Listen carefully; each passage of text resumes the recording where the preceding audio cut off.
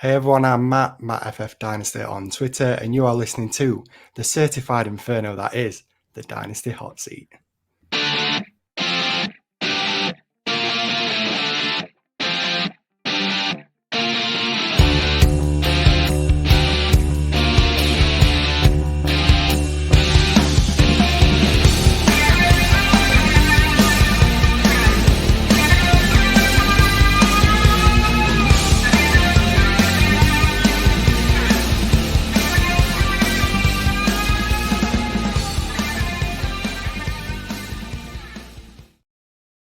Yes. Hello, everybody, and welcome back to the Dynasty Hot Seat. You know what? Usually I actually should crack in and be like, only show this is certified. Matt, I feel like you've done my intro better than me this week. That was absolutely amazing. Great to have you back on the show, mate. How are you? Yeah, I'm doing really well, thanks, Mags. I mean, obviously, I'm an avid listener of your show, so I know full well that this is a certified inferno. So I had to get that in first. I had to get the people hyped for this because, yeah, it's going to be a good show. Yeah, absolutely. I cannot wait to get into it. And you know, well, actually, we've got a pretty cool announcement. I kind of tweeted this out a wee bit and did a little short video about it. We got a bit of a giveaway going on at the minute. A really excellent giveaway. Dave Wright, who you know is FF_Spaceman on Twitter, he's giving access to his massive database of players and all of the stats that come with it. He's giving away a free copy of that to subscribers of the Dynasty Hot Seat, which is amazing. All you got to do is be subscribed right here on YouTube and just send me a little screenshot of it to show you're subscribed. You get entered into the draw. We're going to make that draw soonish. Maybe when we hit a certain number of subscribers, not really sure yet, but to make sure you're in it, just send me a screenshot saying you're subscribed. So that's it, Matt. As easy as that. Dave, as we both know, one of the best minds in the business, right? Oh, 100%. Yeah, I'm a follower of his Patreon. I'm subscribed to that. I'm a huge fan of Dave, and we often have him on the Dynasty show that we do. And yeah, I can't sing his praises enough. Everything he puts out on Patreon and his databases they are top tier, honestly. If you don't win the competition, I'd still recommend you go out and pay for it because it is truly brilliant. What he does and what he offers us as content creators is gold. So yeah, it's brilliant. Yeah, absolutely. So make sure to check that out. And hey, that's kind of like a sneaky first tip, right, Matt? You got some more tips for people today. You got one sort of big overarching tip here, and we'll probably chat some more during the mock draft. But what do you got for the listeners today? Yes, I've only really got one because, like I've mentioned, you have some great guests like Dave that come on and they always come up with these brilliant tips of like knowing your league scoring and all these kind of things. But I think the one for me is one that I've kind of mentioned a little bit on Twitter recently, and one that I really think is something that can benefit everybody, no matter if you produce content or if you're just a fan of playing fantasy football. I think the main thing is having your own rankings is really important for when you come into your rookie drafts or into your startup drafts. Having your rankings and whether you create them on your own or maybe you get it from somebody else. The thing I would recommend is getting a consensus. So don't just have one person's. If there's somebody you really trust, then yeah, have their rankings, but maybe add a few more and build a consensus. Because I think the worst thing is having like one person's opinion and just following their single opinion. Like you're kind of just relying on their hits and their misses. Whereas if you build a little bit of a consensus, then that gives you a really solid foundation, I think, to your drafts. And then the thing on top of that for a tip is making tiers. I think having tiers in your rankings is so important. It's so beneficial as well. Again, something that I've tweeted out this past week is just how important it is. And we'll probably go through it today when we do this rookie mock. Is having these tiers allows you to move around the draft board, gaining value, but still keeping those players that you like. So say if you've got a tier system and you might have 5 players in that tier and you're picking right at the top of that tier. So you've got another 4 players that you think are pretty similar in terms of the value and maybe what they offer, the upside that they offer. I think knowing that tier and being able to maybe move back a few places, gaining some extra equity while still staying in that tier, it's basically just getting free value out of something that you believe in terms of your tiers. So yeah, my big tip is having tiers in your rankings is so crucial, so beneficial to when you're doing your startups and your rookie drafts as well. Yeah, I think that's great. And I love the part you're like trying to get as many different like voices as possible involved. Yeah. Like that's kind of a lot of the time a deciding factor for me. Like if I'm in like the 3rd round of a rookie draft and I'm like, oh, I don't really know who I want to take here. Like some of the guys I personally like don't like aren't there. But then I'm like, oh hey, like Zach Evans is there. I know my guy Matt loves him some Zach Evans, right? I'll take him because I trust his opinion. He knows what he's talking about. Like take a guy that other people are higher on just because like these guys, like, you know what you're talking about. So it's like, You maybe could have picked a better example there, Max. I mean, you kind of. I mean, my love for Zach Evans has, let's just say, it's cooled a little bit in the recent weeks with obviously what's Yeah, happened in the NFL draft. But yeah, I just think having I do it myself. Obviously, I produce my own rankings and I trust my process and everything. But even still, if there's a player I'm not sure on, I'll take the opinions of a few more people yeah, that I trust in the space and their rankings. And I think having a consensus makes it far safer in terms of doing your drafts. As I mentioned, if you're just relying on one source, you're kind of pigeonholing yourself into that situation where, so if you take a consensus, you kind of get in a rough feel of what the opinion is on that player. So, yeah, I think that's a great way to approach your drafts. yeah. Oh, sneak preview as well for everyone listening. Keep your eyes peeled on Dynasty Hotseat YouTube channel. We got a video coming out after this, which is consensus pre-draft versus consensus post-draft, and after Mm. 6 or 7 mock drafts from around the industry, we'll see how much these players have moved pre-draft versus post-draft. So keep your eyes peeled for that, and keep your eyes peeled for this right here because we're going to pull up the mock draft. Here we go. 2023 rookies, super flex. We don't have a tight end premium on this, just straight super flex. Matt, you're going to make every pick. We're going to start with the 1-1. Who's it going to be? I mean, I said it like with trepidation. Who's it going to be, Matt? Yeah, I mean, we can't really build the suspense too much, can we? Because it feels like it is Yeah, pretty nailed on consensus who the 101 is, and it is Bijan Robinson for me. Yeah, I mean, you've clicked it before I've even said it, Mags. You yeah, know that it's got to be Bijan Robinson. I put a tweet out this past week saying, has anyone even seen anyone apart from Bijan go? And there's been a few occasions where I've seen people saying that maybe Anthony Richardson or another quarterback's gone for a quarterback needed team, but for me, it's got to be Bijan Robinson. As I mentioned at the start, I have tiers, and he's still in a tier on his own for me. I'm taking that value. I think that's another thing you should pay attention to in your rookie drafts is you don't need to draft for need. You draft for value, and you can make your moves later on at a later date. So yeah, for me, it's Bijan Robinson. Obviously, that early draft capital being the 8th overall pick going to the Falcons. I mean, Mags, we couldn't have dreamed of a better landing spot. I know a lot of people were talking about it for months gone by now that we'd love to see Bijan Robinson on the Falcons, knowing obviously what Arthur Smith did last year with how he loves to approach that running back position. We've seen it in yeah, Tennessee with Derrick Henry. We saw it at the back end of last year with a guy like Tyler Algier. So the fact that somebody who they've picked was that a 5th round pick running back, the workload he got and how he produced for fantasy. I mean, if we get that kind of same workload for Bijan Robinson, oh, it's going to be so beautiful. And I feel like he's going to be one of the few remaining true workhorse running backs as well. I feel like the NFL is kind of shifting away from that. But as I mentioned, with Arthur Smith and his approach to these running backs, you've got a locked in, set and forget running back at the position yeah. that is such a mess beyond these top guys. So getting that elite running back, yeah, it's got to be Bijan for me at the 101. Do you know what I tried to do in a league yesterday? I thought it was going to work, and now I'm like, oh, actually, I wonder what other people's take on this is. I set a trade out in this league where I'm heavy rebuilding. I've got the 1-1, got Mm-hmm. Bijan Robinson. Set a trade out. I tried to get Justin Jefferson for the 1-1 for Mm-hmm. Bijan Robinson. What do you reckon of that? What do you think? What do you think the owner's thought process was when they seen that? Do I trade Bijan for Justin Jefferson? Well, I mean, if I was picking between the two, I'd want Justin Jefferson just because in Dynasty, I prefer that longevity of the wide receiver. We've seen it time and time again with running backs. You feel like you've only got to look to last week with somebody like Kenneth Walker, who felt like a locked in top 3 running back. And then things change during the NFL draft. Things can change during the offseason, and they kind of lose that little bit of value. But Yeah, I've done exactly the same, Mags. I'm in a situation where I'm rebuilding. I've got the 101. I'm offering it out to try and get a quarterback, like one of the top end quarterbacks, or like a Jamar Chase or Justin Jefferson.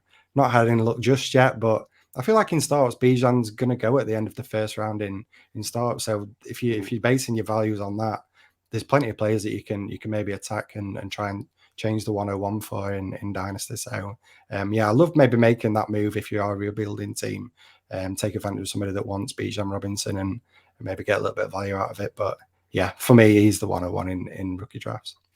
yeah, absolutely for sure. So let's start the real draft then, will we? Let's go on a 1-1-2 and see who you're thinking. Are you going now? It is super flex. Are you thinking it has to be a quarterback here, or I've seen Jameer Gibbs go 1-2 in some places as well.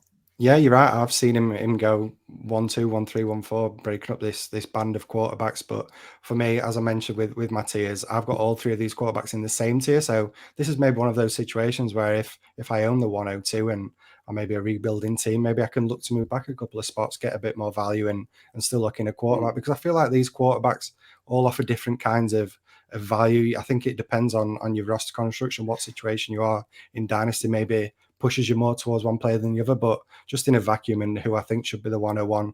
I mean, I'm glad we're doing the show after the draft, because before the draft it wouldn't be this guy, but after the draft it's got to be Anthony Richardson for me as the 102. My big concern with Richardson was maybe him sliding a little bit in the draft. Now, I'm not saying I thought he could be like a Malik Willis that was going to slide to day 2.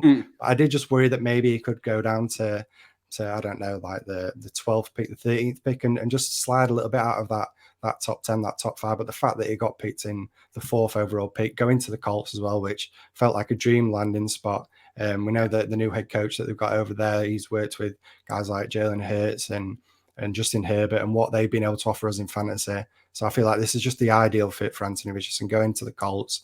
I feel like he could get a chance to start quite early as well, because obviously it's just Gardner Minshew there holding down the fort, and I feel like he's not the quarterback that I think a lot of people in fantasy maybe fall in love with. Obviously, he's a bit of a character, but I feel like Anthony Richardson, they've obviously invested a lot of draft capital in him. I don't think it's going to be that kind of situation with a Trey Lance where he was behind Jimmy Garoppolo. I feel like the difference in quarterbacks that they're going to be behind is so different, and I feel like they maybe want to see what they've got straight away in Richardson. So the fact that he's going to start early, we know the ceiling, obviously with the rushing upside that everybody talks about, how he absolutely dominated that combine.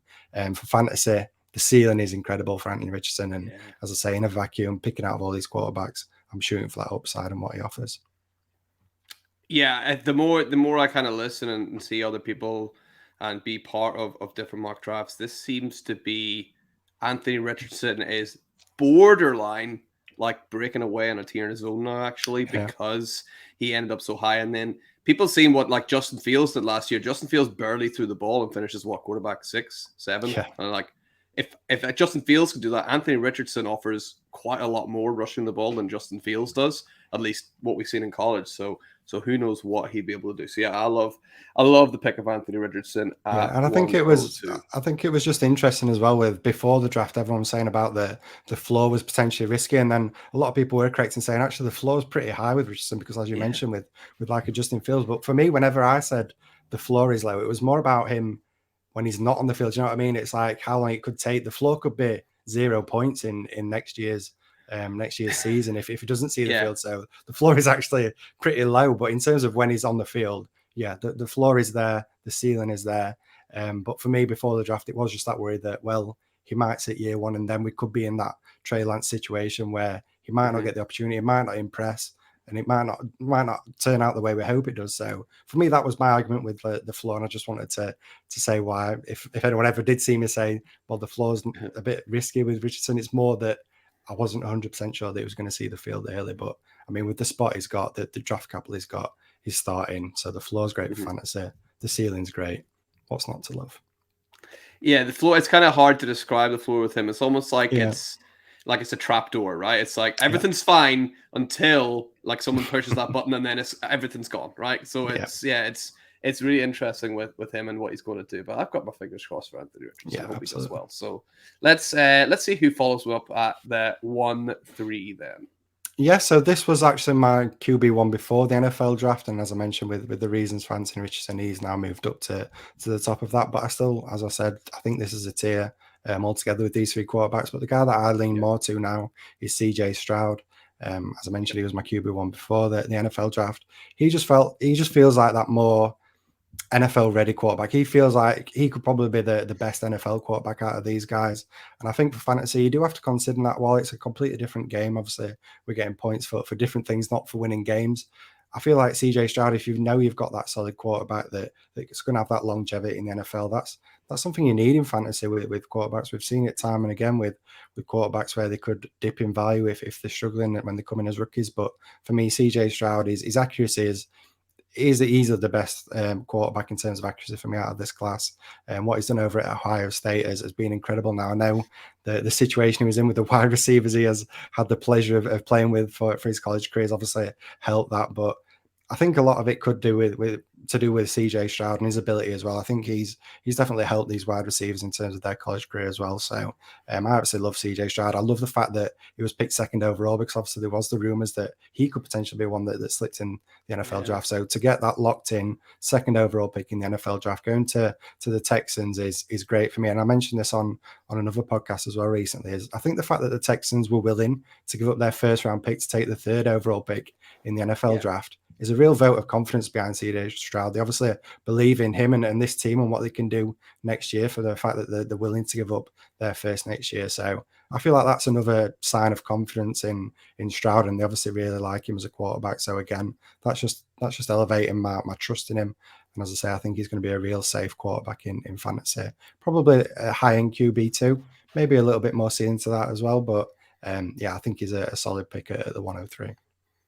Yeah, I think there's definitely some unlocking new levels kind of potential there as well. I'm not sure if I'm fully correct in this, but just the way Ohio State seemed to run their offense, they kind of put a bit of a leash on their quarterbacks. We've seen it with Justin Fields, obviously. So CJ Stroud, if he's kind of allowed by Houston to kind of move around a little bit more and use his legs a bit more, that could push his ceiling up even further. So yeah, I do like that. I think that's a really good point. I heard you say that was that on the Fantasy Sanctuary you said that? I think it was. It was, yeah. I think I heard you say that, and I was like, actually, that's a really good point. That's a huge, stamp of approval with CJ Stroud. It's like, we don't need that 24 pick. We're going to be picking last. Well, I mean, they do have the Browns pick, but they do have the Brown pick still. But I think I do believe it was their own that they used. So as I say, I think that's a real vote of confidence behind Stroud. Absolutely agree. So CJ Stroud locked in. Then who's up at 1-4?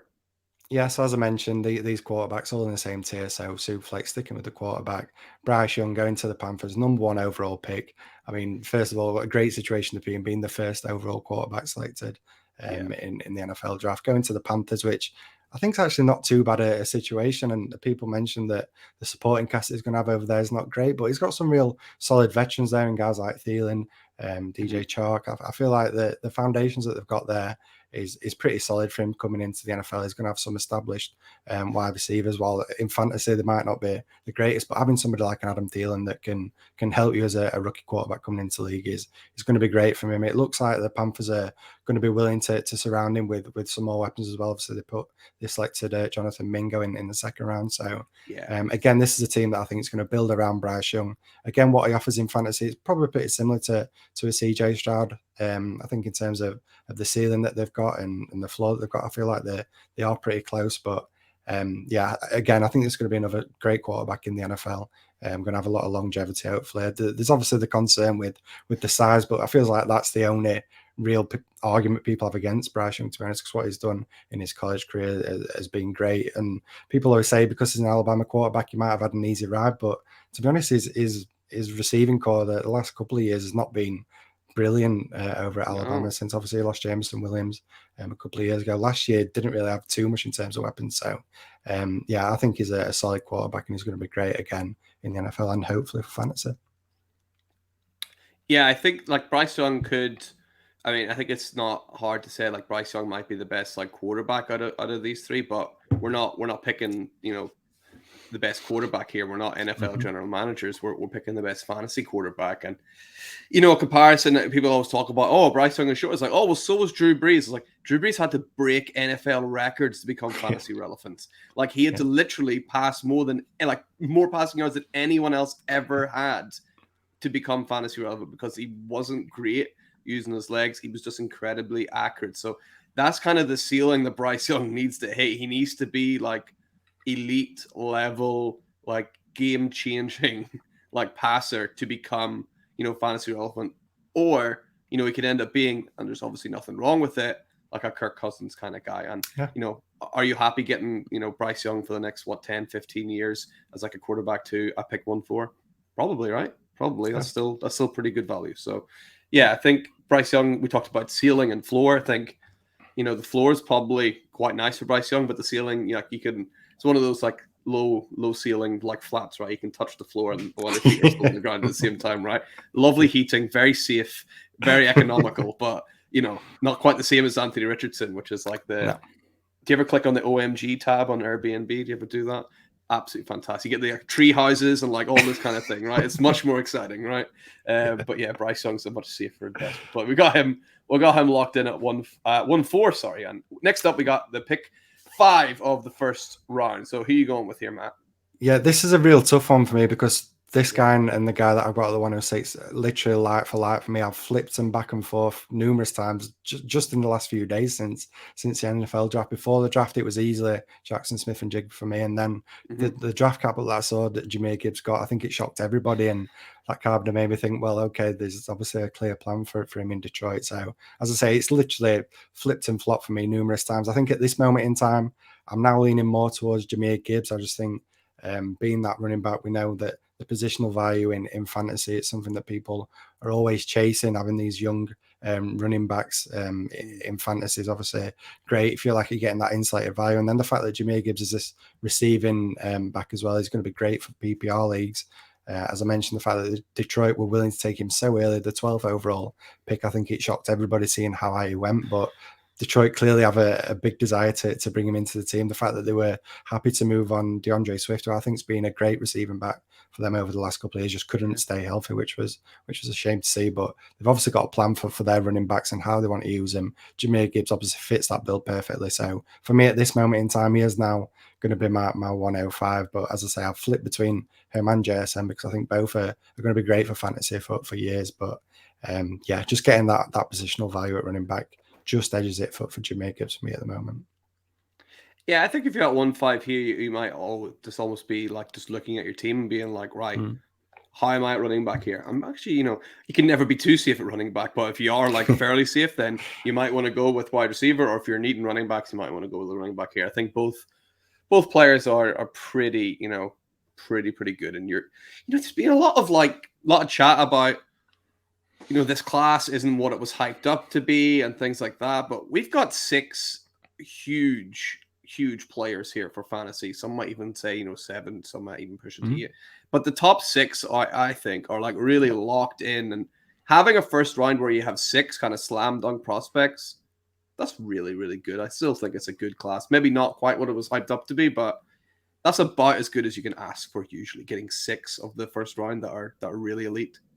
Yeah, no, I think you're spot on. Every draft it's been a consensus top 6. I've yet to see anybody break into that top 6. So I just say I feel like it's a real strong class at the top end, and I think there's a few more there as well that I'm happy to take. I just feel like I think that the thing with this draft class was a lot of people saying was how deep it was and how strong it was in depth, and then we're a couple of days removed from the NFL draft, and it's like you mentioned, it's maybe the top 8 or 9 players, and then it's kind of like, well, I don't feel great about being at the back end of the first anymore. Yeah. Whereas before I was hyping up mid-seconds as being potential great value in fantasy, whereas now I just don't feel great about it. No, not at all. So you mentioned that top 6 is a lock. Are we locking in JSN here then? Yeah, we can lock him in pretty comfortably. I think JSN we've been talking about JSN for months and maybe years now. If you follow the NFL and going back to what he did as a freshman. Obviously, we know that the talk of Olave and Garrett Wilson both saying that he was the best wide receiver over there at Ohio State, and obviously what he did in that freshman year was unreal, to be honest. And it's a shame that we didn't really get to see him this last final year in college, and I think that's put people a little bit sour on him because it's kind of that, well, we've not seen him for a while. We forgot just how great he is. But yeah, I think he's going to be a top wide receiver in the NFL. You could maybe be a little bit disappointed that he went 20th overall to the Seahawks. I think a lot of us were maybe hoping he could get a little bit early draft capital, but I still think you're getting a first round wide receiver at the 105 spot with solid draft capital going to the Seahawks. Again, this is another situation where people aren't too keen on the landing spot. Obviously, we know DK Metcalf's there.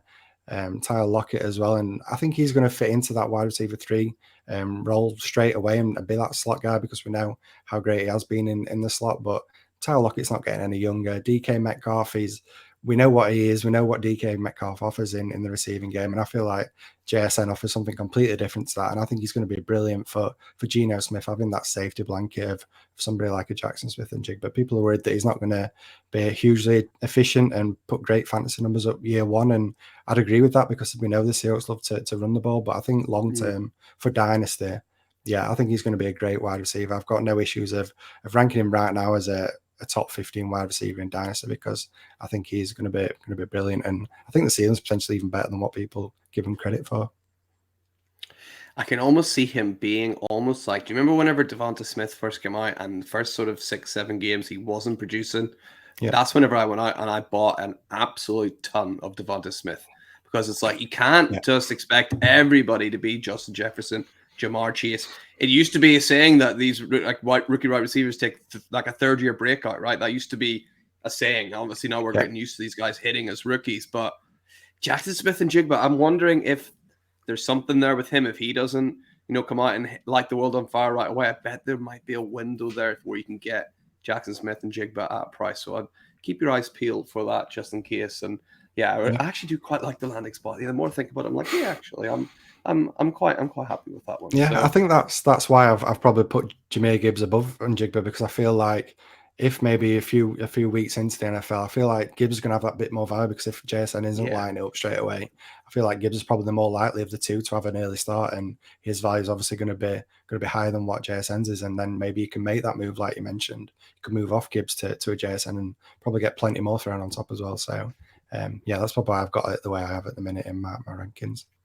Yeah, absolutely. So now we've kind of got that top 6 locked in. So who's starting up at pick number 7 then of the first round for you? Yeah, so this is a pretty confident pick for me, and who's my wide receiver 2 in this class? It's Jordan Addison. Really liked him before the NFL draft. The fact that he's gone to the Vikings with that 24th overall pick. I love the landing spot, Mags. I'll be honest, I absolutely love it. We've mentioned it 2 or 3 times on the Fantasy Wildcard Dynasty show, how much of a dream scenario it would be seeing him land with the Vikings. People are maybe going to say, well, he's going to be behind Justin Jefferson. That's not a bad thing to be behind Justin Jefferson. He's going to take a lot of attention away from Addison. We know the Vikings have now become one of the most pass-heavy teams in the NFL. I think people look at the Vikings and still maybe think to that time when it was Dalvin Cook running the ball, there was a run-heavy team. But in recent years, they've become a real pass-heavy team. I believe that Kirk Cousins ranked second in terms of pass attempts. He ranked second in terms of red zone pass attempts as well. So you're getting that added bonus of if they get near the red zone, they're not always going to be running the ball. They're going to be willing to throw the ball, and Addison can benefit from that. So I love the fact that he's landed with the Vikings, being the wide receiver too.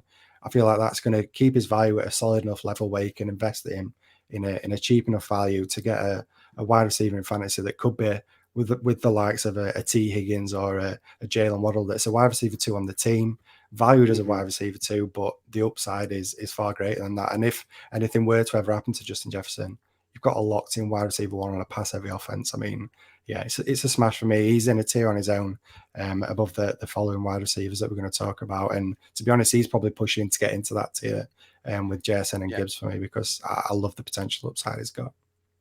Yeah, I'm glad you mentioned T. Higgins. So this kind of feels like that by the end of the year. I mean, obviously Justin Jefferson is so good, but it could be close to like that 1A, 1B. But I know Jefferson's probably going to be 1 overall, but almost like AJ Brown and Devonta Smith, right? Where AJ Brown's obviously this monster, but Devonta Smith's still like top 12 wide receiver in the NFL last year for Dynasty. So yeah, Jordan Addison could sneak in there. And like you said, the Vikings are great. They have got like Justin Jefferson, who's obviously very fantasy relevant. Adam Thielen has been fantasy relevant for years. TJ Hawkinson is fantasy relevant. This is a team more than capable of getting fantasy relevant, pass catchers in there, and Jordan Addison's going to be no different. So I love that pick at 1-7. And Cousins is probably playing for his NFL future as well, isn't it? So I mean, that's another added incentive of knowing that he's going to want to throw the ball to impress other teams or keep his contract with the Vikings. So yeah, I love Addison. In redraft, he would probably be the wide receiver 1 that I'd take out of this class in season long leagues. I think he's got the highest ceiling in year 1. Yeah, I think you're absolutely spot on there. So who's following him up then? I pick 1-8.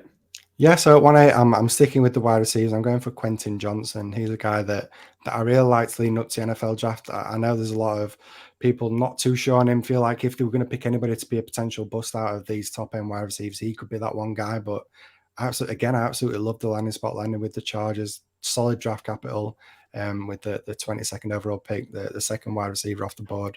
There was talks that he might not even go in the first round of the NFL draft. Obviously, he didn't get that invite to the NFL draft, so that kind of made people feel pretty confident that he wasn't going to be selected in the first round. So the fact that he was the second wide receiver off the board is a big plus to me. Landing, as I say, with the Chargers.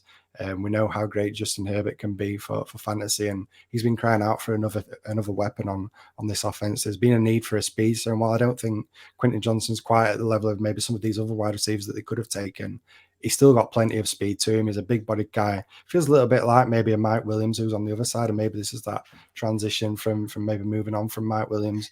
In the future, Keenan Allen's obviously getting up there in age as well. So I feel like it's a situation, again, he's going to land a little bit like JSN, I guess. He's going to land being that wide receiver 3. But I think in the near future, there's potential for him to grow into a far bigger role. And as I say, being on the Chargers on a great passing offense is going to be great for him. And I think he's a solid pick at the 108. Yeah, and you got to hope there's potential to grow since he lost 2 inches, right? One of them was that. Yeah, nobody wants to lose 2 inches, so yeah, that was pretty. No, not at all. So yeah, we got Quentin Johnson locked in there. Like you said, that's about as good of a landing spot as he could have got there. So we'll see how he ends up there. But yeah, 1-8, not bad there at 1-8. I don't think so. Who's following up at 1-9?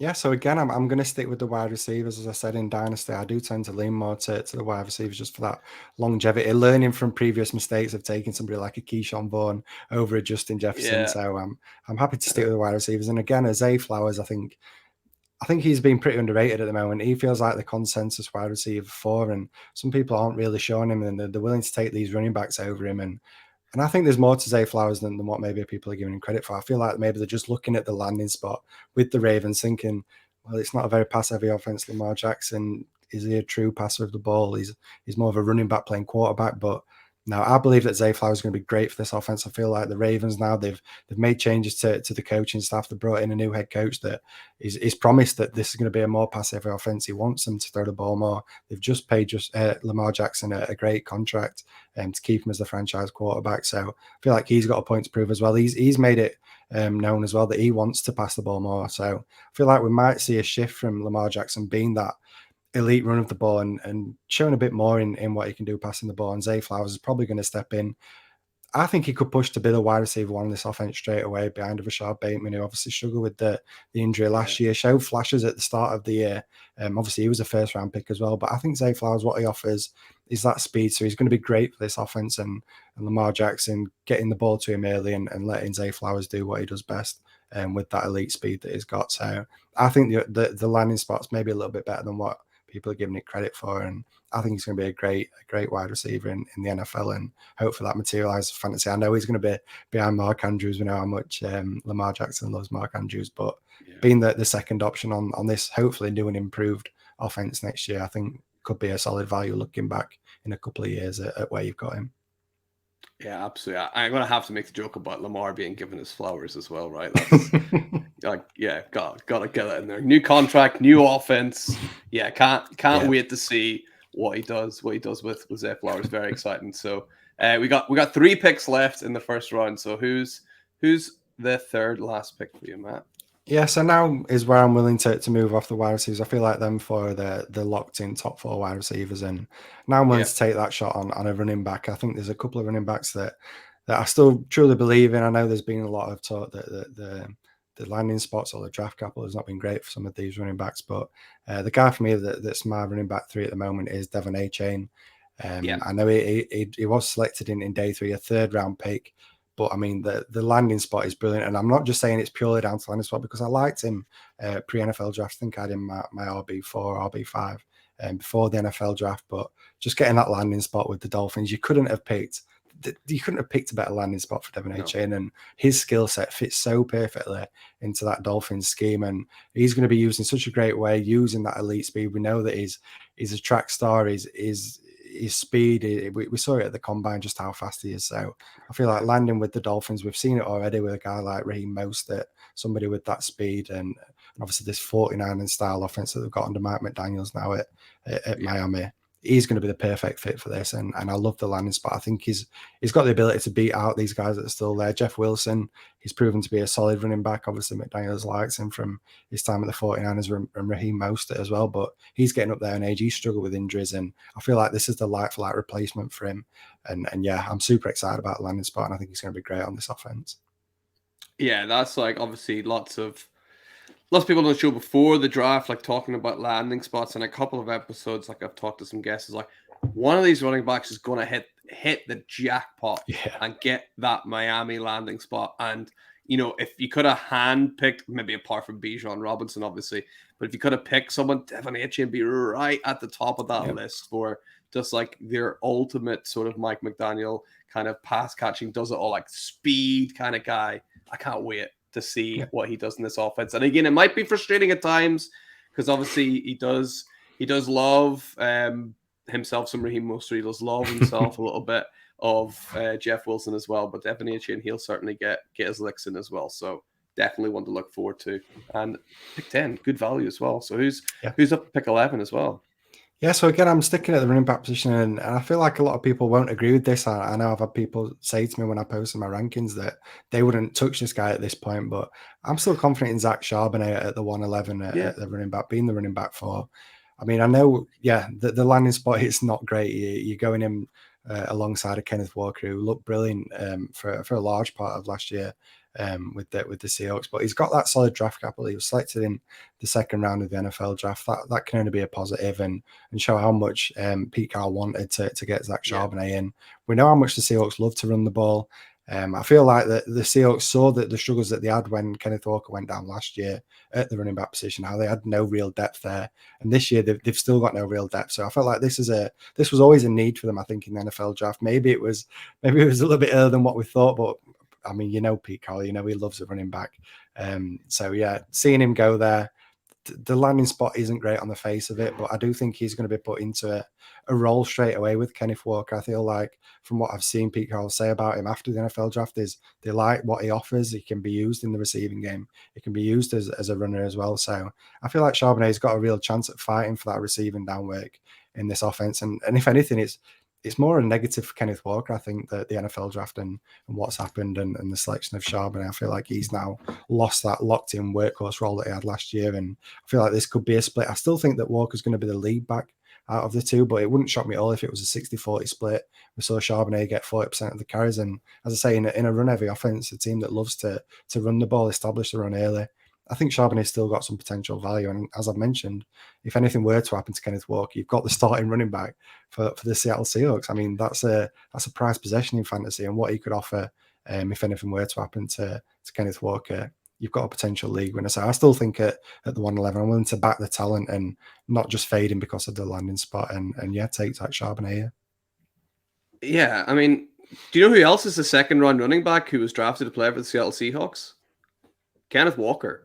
Yeah. Like, they're both drafted in the same round, and you could bet your ass Pete Carroll doesn't care about your fantasy team. So I can see that, being Zach Charbonnet. You didn't pick him in the second round for no reason. Right? Well, we've seen it before, haven't we, with Rashard Penny and Chris Carson when those two were together. Penny went in the first round. Chris Carson, what was he, like a fifth round pick? Mm-hmm. And that Pete Carroll wasn't bothered about what the draft capital was. He just loves running the ball. He'll give it to the hot hand. So I think there's a real shot for Charbonnet to be able to do something early. And as I say, I'm willing to back the talent. I don't think he's the talent of Kenneth Walker. If I'm picking the two, I'd pick Kenneth Walker out of the two. But I mean, the fact that you can get Zach Charbonnet, I've seen people say they wouldn't touch him till like the late second, and for me that's far too late. I think the draft capital, the potential that he's got in that offense. Yeah, I'm happy to take him here at this spot. Yeah, I think you're spot on. Hey, what do you think the odds are that Pete Carroll knows what sleeper is? Well, I mean, I hear a lot of these football players say that they're not into fantasy, but I wouldn't be so surprised if some of them were into a bit of fantasy football. Yeah, I think so, maybe. So who's your final pick then of the first round at pick 112? Yeah, so with it being Superflex, I feel like I've got to take a quarterback here because despite the slide in the NFL draft, I think Will Levis should still be a first round pick in your rookie draft. But at a late first, I feel like it's cheap enough for me to take a chance and see what we've got in Will Levis. I mean, obviously, he slipped a lot further than what people thought. People thought he could slip in the NFL draft to be after the top 10 picks overall in the NFL draft. But the fact that it slips right down to day 2 was a real shock. But I'm not.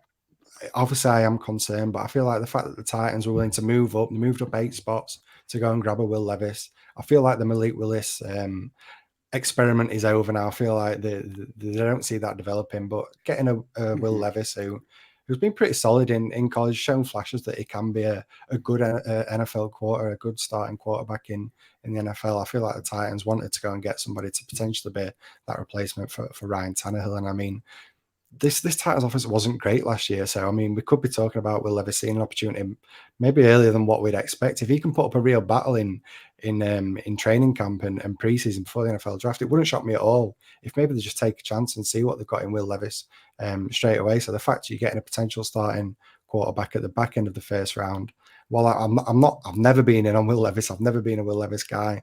I've always been pretty low on him, but I feel like this is a point at rookie drafts in Superflex leagues where you've got to take that shot and see what you've got in a quarterback who could potentially be a starter within the next year. So, yeah, I'm happy to grab him at the back end of the first. Yeah, you took the words out of my mouth there as well. There is definitely a chance that Will Levis is, the starter week 1. I don't think the Titans believe in like Ryan Tannehill being there long term. They've tried to replace him, twice now in the last 2 years. So yeah, if Will Levis shows up at training camp, then yeah, there's a chance that he could be the starter week 1. And even if he's not, I can't see him sitting. I just can't see him sitting the whole year. I think he will play as the starter this year and will take over before the end of the year. So yeah, I think I pick 112. Really, really good value there. So who's starting off the second round for you? I pick 2-1. Yeah, so I'm going to now move back to the wide receiver position, and this is a guy that I really liked before the NFL draft, and I kind of just feel more confident about it, even more so now after the NFL draft. It's Marvin Mims. He is my wide receiver 5 currently in my rookie rankings, and the big thing for me, obviously, as I mentioned, I liked him pre-draft what he did at Oklahoma. He's been an impressive college wide receiver, but the fact that the Denver Broncos are willing to move up, grab him at the back end of the second round with that second overall pick. Sean Payton's first selection as the head coach of the Broncos, I think that's a real vote of confidence for me. It shows that this coaching staff believe in Marvin Mims, wanted to get him on the team. I know a lot of people are going to be concerned because of the competition he's got for targets with the Jerry Jeudy, Courtland Sutton, but we've heard rumours all offseason that they could be looking to move one of these guys, if not potentially both of them. Now I think they've took the 5th-year option, haven't they, on Jerry Jeudy. So yeah, I feel like if one were to move it, it could be Courtland Sutton. And if that were to happen, you've now got a guy that's going to be the wide receiver 2 on an offense that's got a new head coach in Sean Payton, who's one of the better head coaches in the NFL. He's shown it in years gone by what a great head coach he is. I feel like Russell Wilson's going to start to take that step forward after obviously a disappointing first year in Denver. So if you've got a wide receiver there that's potentially the wide receiver 2, even if he's not the wide receiver 2, I feel like they had a need for this. We've seen it with like a KJ Hamler, that they needed that deep guy, that guy that's got that speed. That's what Marvin Mims offers. He offers speed to this offense that I think they've been crying out for. So I think he's got a defined role in this offense. Payton obviously loves him to go up and grab him in that second round. So I think he's going to be great. I think he could be great for fantasy as well. So yeah, he's been a guy that I'm happy to target at the mid to start of the second round in all my rookie drafts. Yeah, I think the way they're looking at things, Courtland Sutton seems a bit more of a square peg in a round hole. The more you look at that team now, it's like he's the odd one out there. I think Jeudy and Mims. I think that's a really. I still believe in Jerry Jeudy. I don't know why. Yeah. I can't help it. I think there's something there. Courtland Sutton. I'm kind of over it with Courtland Sutton now. I think Marvin Mims. Long may Marvin Mims reign over him. So let's lock in pick 2 next. Then who's following Marvin? Yeah, so again, this is like a tier of 3 wide receivers for me. So I'm happy to take any of these 3 guys. But the guy that I really like and is my wide receiver 6 is Rashee Rice. I mean, you'll love this one, Max, because you're a Chiefs Tell me more. This is a guy that I really liked. If you follow me on Twitter, I do these under the radar rookie threads at the start of the offseason, guys that I think are maybe not getting spoke about. And Rashee Rice was one of these guys that I found quite early in the process. And I just love what he could potentially offer in fantasy and what he offers as an NFL wide receiver. So I absolutely loved him before the draft. And now he's gone to the Chiefs. And I don't know if you feel like this, Max, but I feel like this has just been a huge overcorrection to what we saw last year with Sky Moore. Because I've completed 2 rookie drafts at the moment. I've seen him go at the 301 and the 303 in my rookie drafts. Wow. And I think that is far too low. As I say, I feel like people have made an overcorrection from what we saw last year with Sky Moore. But the fact that the Chiefs, again, they moved up 8 spots to go and grab Rashee Rice. I feel like they've got a need at wide receiver. We know that obviously Juju left and the actual wide receiver core is not the strongest. Kadarius Toney. I'm a Giants fan. I'm never going to get behind that train because I've been burnt far too much as a Giants fan. So I think he's going into a potential opportunity on the Chiefs. We know what a high-powered offense this is. Now, I know he's obviously going to be behind Travis Kelce, fighting for scraps behind that, but he's got a real shot at being the potential wide receiver 1 on this offense in a year or two, if he can live up to what obviously the Chiefs seeing him as a college prospect. So I really like Rashee Rice. He's on a high-powered offense, as I mentioned. So I'm more than happy to grab him at this spot. And as I say, I've seen him go far later, so he's somebody that I'm happy to grab in a lot of my rookie drafts at the moment. Yeah, I'm sort of calming down a little bit. Watching the draft, as I seen Jackson Smith and Jigba like fall, I was just like screaming. I was like, trade up, like screaming, trade up. And then the Chiefs went and traded up like a round later to get Rashee Rice, and it's just not the same. So it kind of knocked me back a bit. But you know what? It doesn't matter who. You could put anybody in at wide receiver, and Andy Reid will scheme them open, and Patrick Mahomes will find them. So yeah.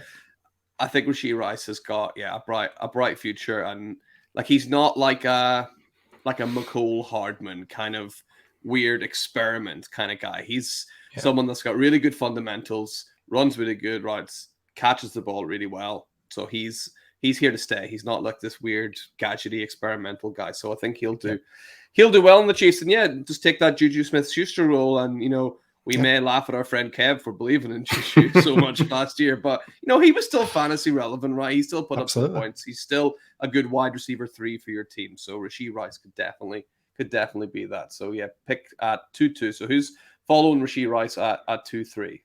Yeah, so as I said, it's a 2 or 3 wide receivers. So it's Jonathan Mingo for me at this point, my wide receiver 7. The fact that, as I mentioned it at the start when we spoke about Bryce Young, the Panthers are looking to put weapons around him. The fact that they're willing to get a wide receiver with the next pick in the NFL draft at pick 8 in the second round, that's really solid draft capital for a guy that to be honest, I wasn't super high on going into the NFL draft, but seeing him get that solid draft capital, as I mentioned, the Panthers they've got wide receivers, but they're all either Adam Thielens getting up there in age or guys that are just they've been okay in the NFL, but not really took it by the horns really and really exploded. So I feel like Mingo's going into potential great situation with the Panthers, a team that's obviously changing a lot now on offense this coming year, and I feel like he's got a shot to get an early role in that offense. And as I say, I think at this point in the NFL, in your rookie drafts, I'm happy to take a shot on a wide receiver with such solid draft capital, because that's the one thing that I think really does show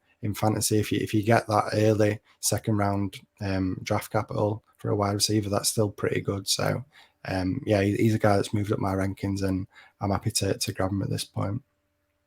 Yeah, absolutely. He was the kind of guy that was sort of sneakily rumored to go quite high, just because he's a big guy, right? He's like guy outside of the mold of this class of wide receivers, where it's kind of smaller, shiftier guys, and then it's Quentin Johnson and it's Jonathan Mingo, and then maybe one or two others that kind of fit that kind of bigger frame. So glad that he got that draft capital, and I love that landing spot with the Panthers. Bryce Young doesn't have a link with anybody, and he's going to have to find a link with somebody, and Jonathan Mingo's got as good a shot as anybody else. So why not take a punt on him at 2-3 there? So who's following up at 2-4?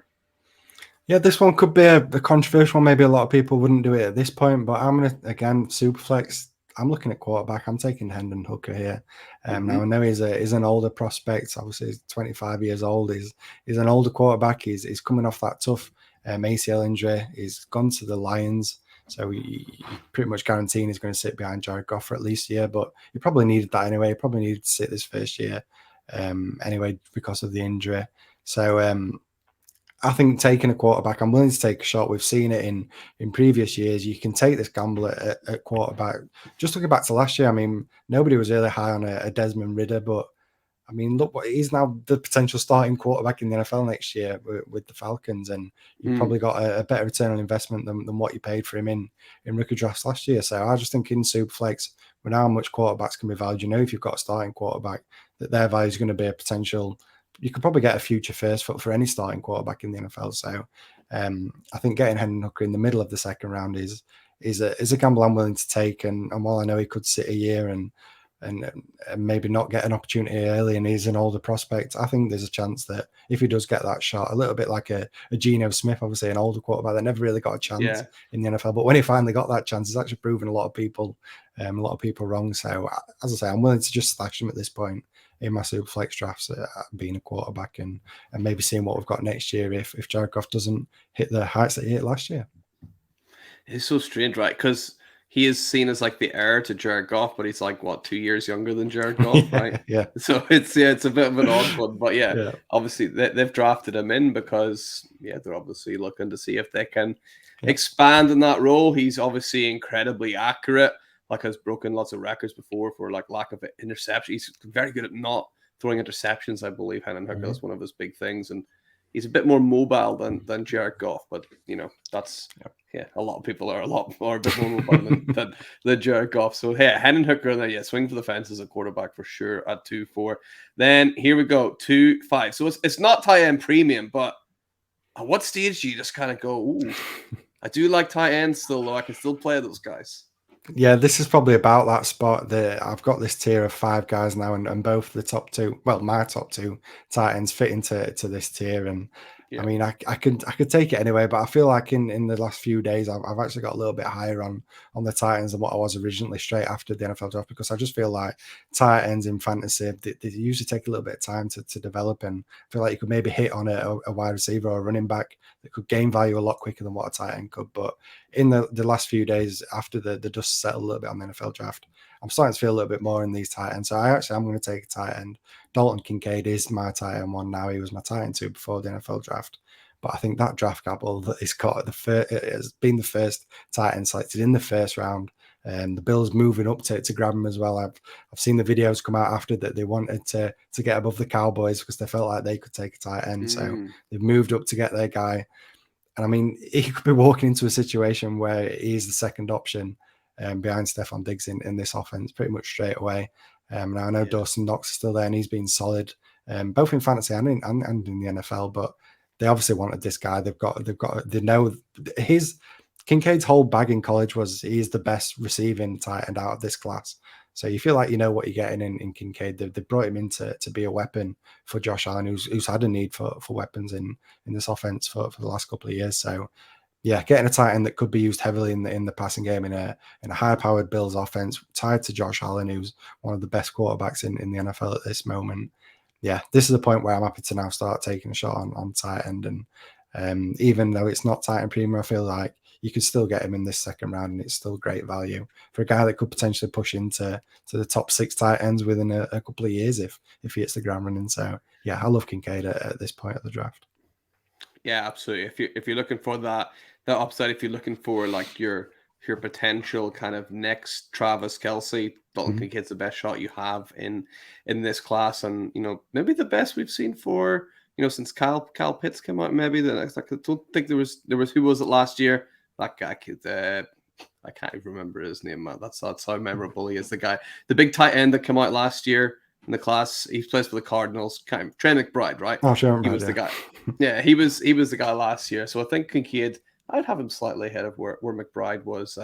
But yeah, Brock Bowers obviously next year. That's gonna change a few things too. So that's gonna be interesting. But Dalton Kincaid, love that at 2-5. So who's following him up at 2-6? Where we're going? Yeah, so this is a guy that actually after the NFL draft, I kind of put a bit of disrespect on him, to be honest. I was high on him pre NFL draft, but then I don't know why I just didn't really feel it after the NFL draft. But now that I've, as I said, the dust settled a little bit and I've got my head around the situation he's landed in, I've moved him back up now a lot more, and it's Josh Downs. He was my wide receiver 5 before the NFL draft. As I say, the fact that he slid a lot further than what I was expecting him to in the NFL draft, being a 3rd round pick, I think I kind of just overreacted to that a little bit, threw the dummy out of the pram a little bit because he slid so much. And I think this is a spot now where I'm happy to take him. Going to the Colts, As we mentioned, Anthony Richardson being selected, he's going to be a great potential safety valve straight away for Anthony Richardson, being that slot guy. He's been so dominant at North Carolina in the slot. That has been his role in college, and he's potentially walking straight into that. Paris Campbell's now moved on to the Giants, so there's a role there straight away for Josh Downs to get that early work. And we know Michael Pittman's obviously there at the Colts and has been great for the Colts, but I feel like they've got a real need beyond that at the wide receiver position. So I feel like I shouldn't really have overreacted as much as I did on Josh Downs and the landing spot on the draft capital. And now that I've thought about it a little bit more, I feel like he could be a great PPR league, especially. It could be a great play in fantasy. As I say, as that slot wide receiver who could see plenty of targets if Anthony Richardson takes a liking to him. Yeah, absolutely. You think like playing out of the slot, like Richardson, they might try and keep things simple right at the start, like run options, quick passes.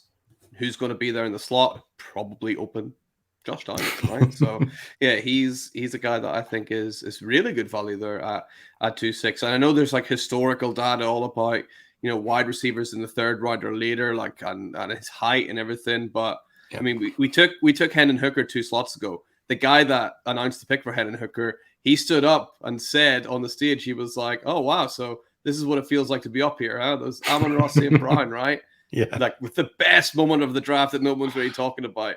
Like it can be done, and Josh Downs is a very similar like type in the slot, get the ball, get away. So yeah, if Amon-Ra can do it, then Josh Downs could. He could be like a sneaky guy to get, in this kind of range of 2.6. So I love that pick. And who's coming in at 2.7? Yeah, so you just mentioned about historical data and looking for those like outliers. There's guys that don't really hit, and this is a guy that he fits that bill perfectly. It's Nathaniel Tank Dell for me. I still believe, despite all the negatives about his size and his height, and that these profiles of wide receivers never hit in fantasy, I'm still willing to take a shot at this point at the draft. I think what he's shown in college was incredible. He's a guy that I think a lot of people come around to when they started watching tape and getting to know Nathaniel Dell a little bit more. They've kind of come around to him. And I mean, we got a nickname like Tank. I think that says it all, really. Despite his size, he plays a lot bigger than that. He's a tough competitor. And in the recent days following the NFL draft, I've seen talks that CJ Stroud said that I want this guy. This is a guy that I want us to grab. So again, that's great. You know that you're potentially getting that early chemistry because CJ Stroud was crying out for the Texans to take Nathaniel Dell. We know that there's a need over there in Houston for wide receivers. Obviously got Nico Collins and John Mechie coming back, which is brilliant this year. But I think Tank Dell's going to get an opportunity pretty early on an offense that's had a need for wide receivers. It's going to be down a lot, I think, with the current state that team is in. So this offense is going to really have to carry this team. So I'm willing to bet on the outlier. I know the hit rate isn't great, but I'm willing to take a shot here because I think he could be a potential outlier. And you're getting him at, I mean, what's this, middle of the second round, late second?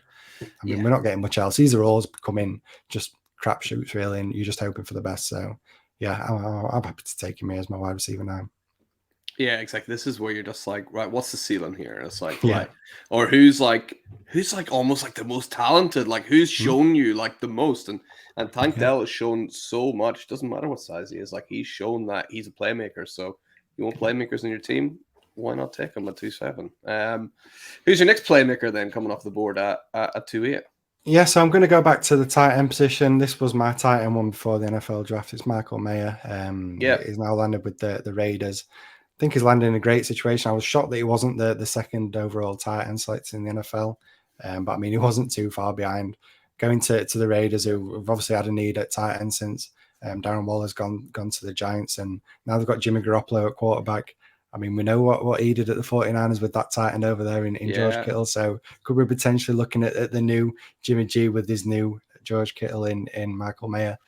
I think we could be, because I think Michael Mayer offers a lot of similarities to a George Kittle. He's got the receiving, but he's also a great blocker.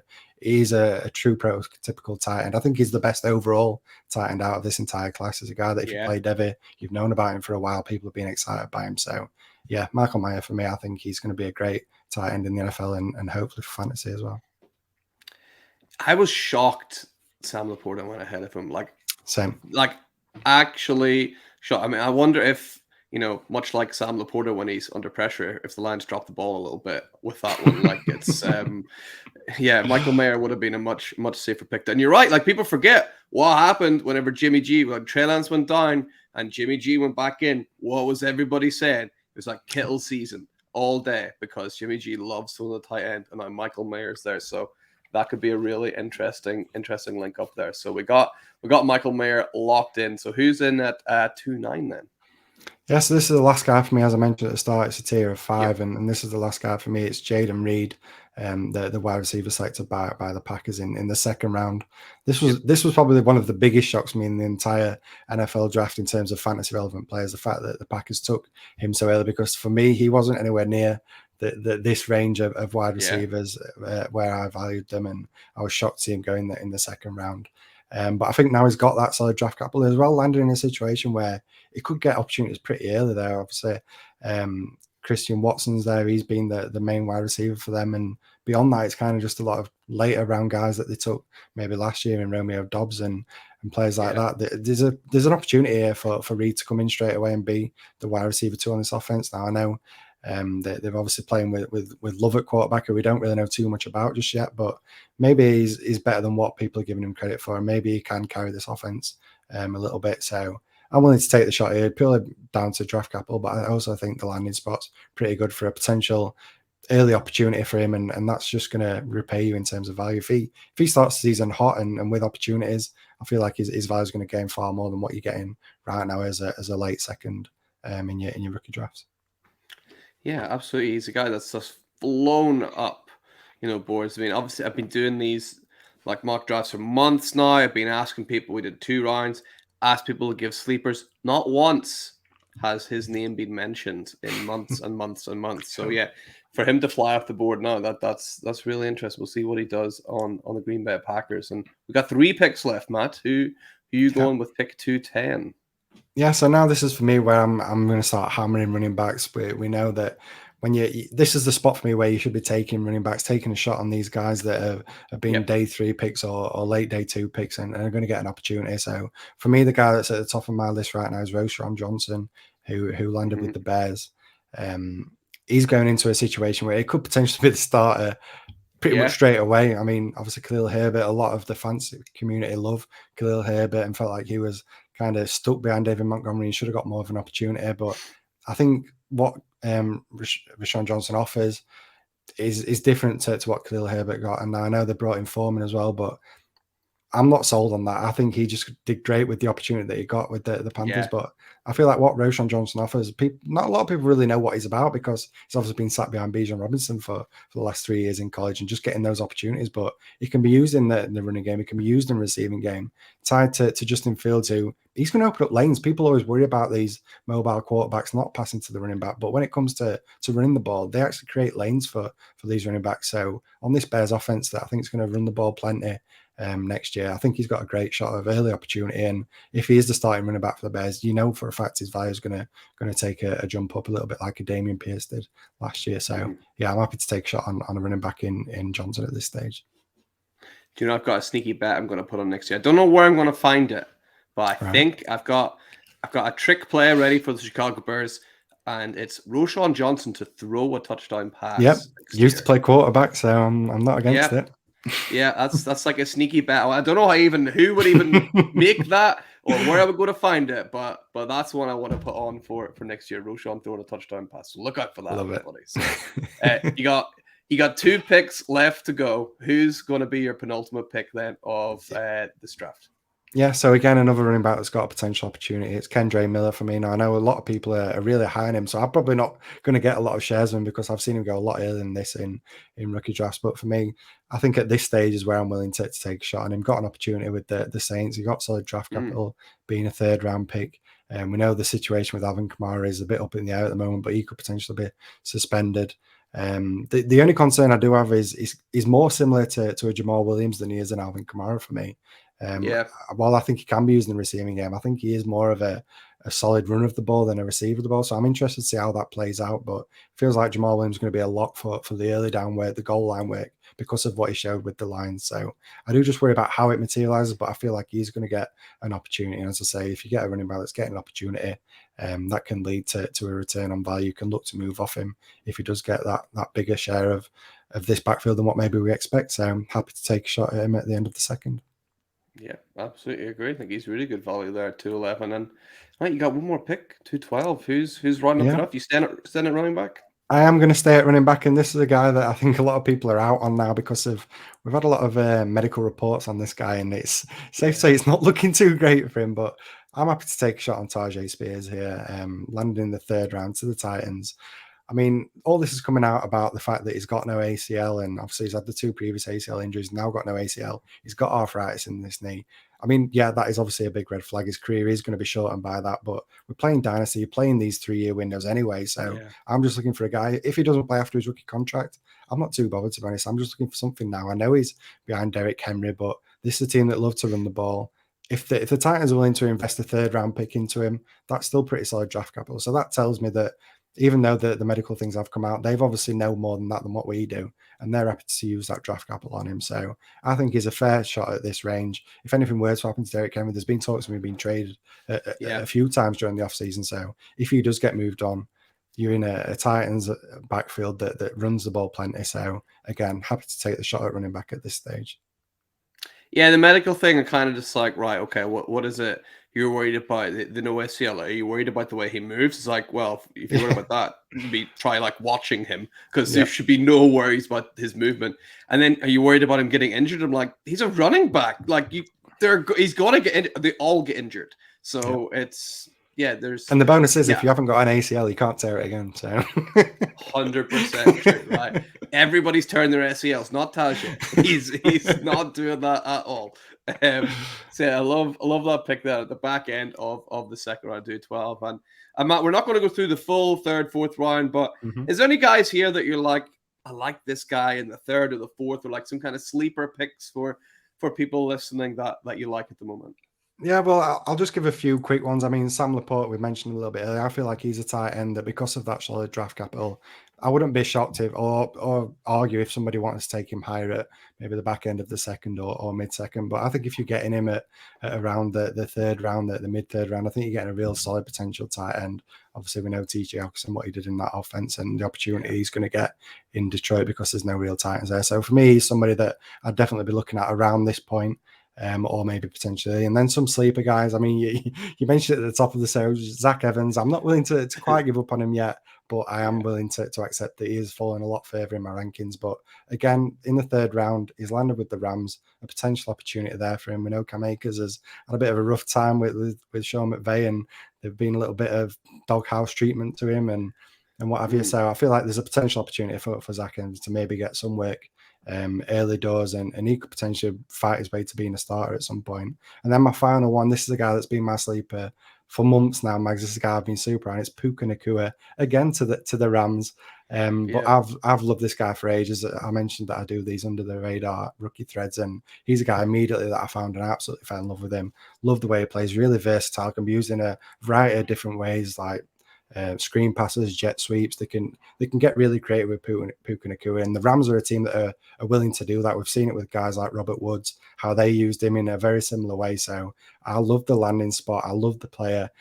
He was selected in the 5th round. So while it's not amazing draft capital, I feel like it's decent enough. It's about where I thought he'd go anyway. So yeah, love him as a sleeper on a potential great landing spot with a very depleted wide receiver core in front of him behind only Cooper Kupp, really. So yeah, he's a sleeper for me.